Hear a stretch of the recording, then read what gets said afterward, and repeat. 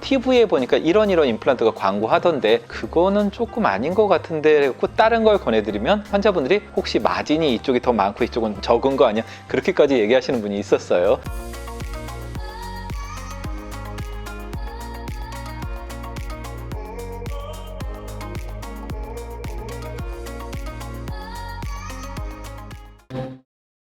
안녕하세요.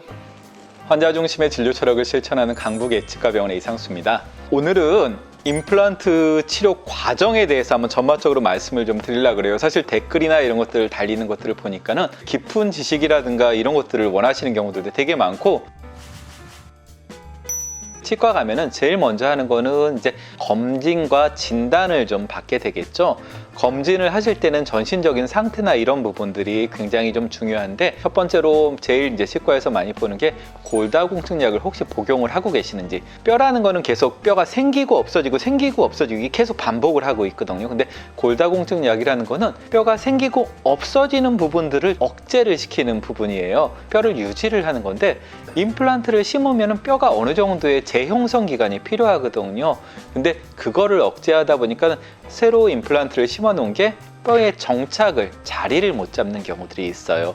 그래서 만약에 복용을 하고 계시다 그러면은 최소한 6개월 또는 1년 정도는 약을 끊었다가 약효가 사라지면은 임플란트 심는 거를 원칙으로 좀 잡고요. 두 번째로는 그 전신적인 컨디션이나 이런 걸 봐야 되겠죠. 당연히 이제 뭐 임플란트를 충분히 받을 수 있는 정도의 상태는 좀 되셔야 되니까, 뭐 고혈압이라든가 당뇨라든가 이런 전신적인 질환이나 이런 것들이 혹시 뭐 너무 심하다 그러면은 치료를 어느 정도 하고 들어가게 됩니다. 그다음에는 이제 엑스레이나 이런 것들을 봐서 뼈 상태를 보게 됩니다. 대부분 잇몸이 안 좋아서 이를 뺐을 경우에는 잇몸뼈가 되게 많이 흡수가 되어 있거나 잇몸뼈가 파괴가 되어 있는 경우들이 많습니다.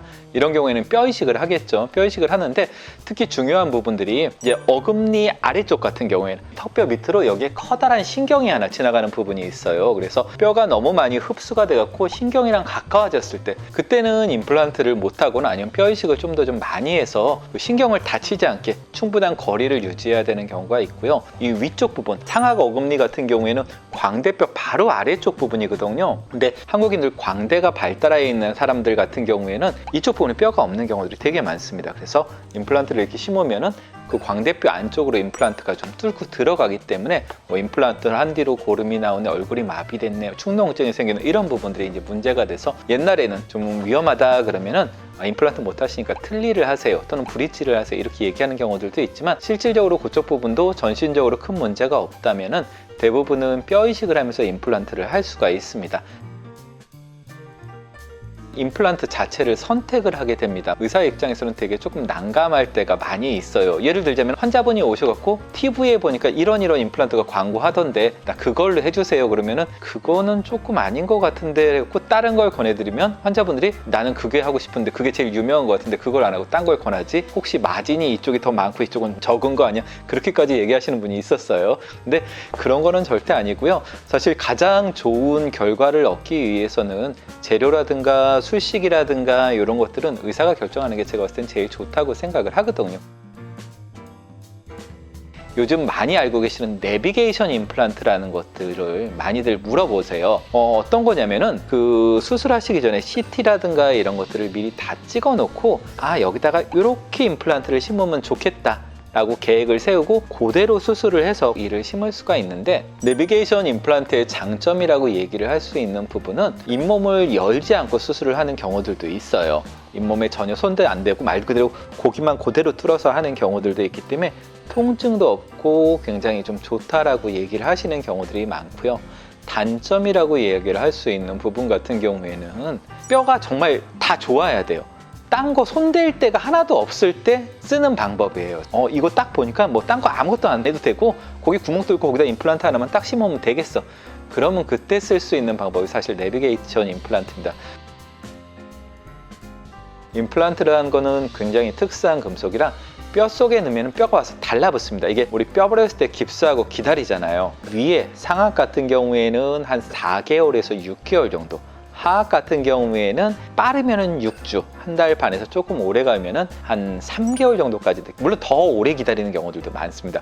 뼈 이식하고 뭐 임플란트 해서 기다리고 뭐 이러면 1년 이상 걸렸다 뭐 이런 얘기 하시는 경우들도 있는데, 그동안은 그냥 집에서 생활하시면 됩니다. 맨날 치과 오실 필요가 있는 거는 아니고, 그렇게 기다린 다음에 2차 수술을 할 때 대부분 연조직에 대한 치료를 해요. 잇몸을 이제 모양을 만드는 거죠. 잇몸이 너무 없으면은 잇몸 이식술 같은 거를 하는 경우들도 있고요. 잇몸 모양이나 이런 것들을 이쁘게 하는 잇몸 형성술, 특히 앞니 같은 경우에는 이게 너무 또 보기 싫을 수가 있거든요. 아니면 이렇게 입 안에 보면은 소대라고 그래서 입술이랑 그 잇몸이랑 붙어 있는 이렇게 끈 같은 게 있어요. 인대가 있거든요. 근데 보통 이를 빼게 되면은 잇몸 뼈가 오그라들면서 그게 되게 가깝게 붙는 경우들이 있거든요. 그러면 이제 그런 것들을 좀 잘라주거나 재형성을 해주는 소대 형성술 같은 거를 조금 하는 경우들이 있어요.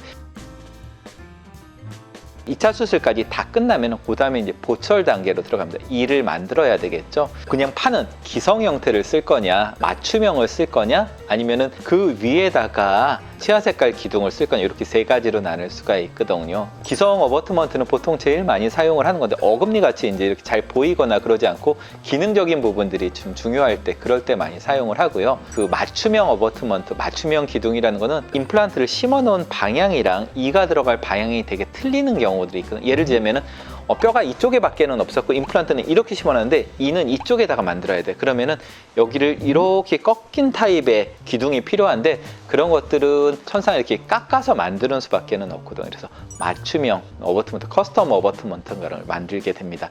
그리고 마지막으로는 앞니 같은 경우에는 금속 위에다가 이를 만들면 약간 회색빛으로 비쳐 보이는 경우가 있어요. 금속 색깔이. 그래서 기둥 자체를 지르코늄 흰색으로 만드는 경우가 있습니다.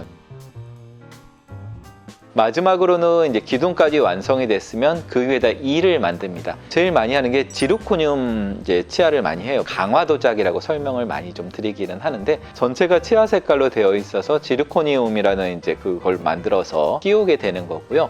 두 번째로는 나이 들어 보인다고 어금니 부분에도 금리를 잘 하지는 않지만, 금리를 아직 주로 이제 어른들 같은 경우 선호하시는 경우도 있고, 그리고 마지막으로 PFM이라고 이야기를 하는데, 금속 위에다가 도자기를 입힌 거라고 생각을 하시면 되세요. 지금 나라에서 의료보험으로 적용되는 거는 그 금속에다가 도자기를 입힌 걸로만 사용을 하도록 법으로 정해져 있어요. 그래서 보험 임플란트 같은 거 할 때 많이 사용되는 방법입니다. 임플란트에 대한 부분들을 이제 오늘 쭉 한번 훑어봤어요. 수술하는 방법이라든가, 그 다음에 수술 이후에 그 보철하는 방법이라든가, 그리고 뭐 수술의 종류, 보철의 종류, 임플란트의 종류라든가 이런 것들에 대해서 제가 간단하게 말씀을 좀 드렸고요. 사실 여러분들이 뭐 임상가가 아닌 이상 너무 깊게 들어갈 필요는 없는데, 치과 갔을 때 여러분들이 좀 들어서 이게 무슨 얘기인지 이해가 좀 필요할 만한 부분들, 그런 정도에 대해서 좀 정리를 했습니다. 혹시 궁금한 부분들이 있으면 댓글 올려주시면 또 말씀을 좀 드리겠습니다. 감사합니다.